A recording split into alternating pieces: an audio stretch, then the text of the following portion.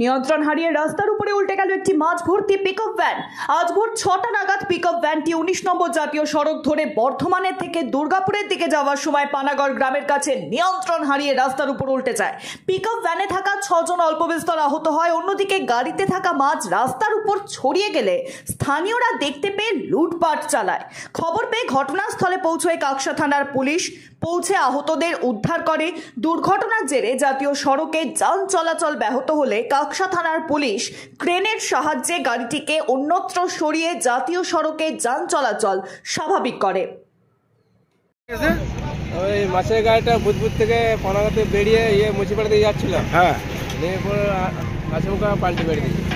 এখানে গাড়িটা নিয়ন্ত্রণ হারিয়ে হ্যাঁ, মাছগুলো সব দেখছিল ছড়া লেগেছে। কি নাম আপনার? আপনার বাড়ি এইখানে। অ্যাক্সিডেন্ট হলো? অ্যাক্সিডেন্ট? হ্যাঁ, আমি তো দেখিই নাই। তুই দেখো নাই? এলাম। তুমি এলে কি দেখলে? এখানে এসে কি গাড়ি পাল্টে বেরিয়ে দিয়েছে।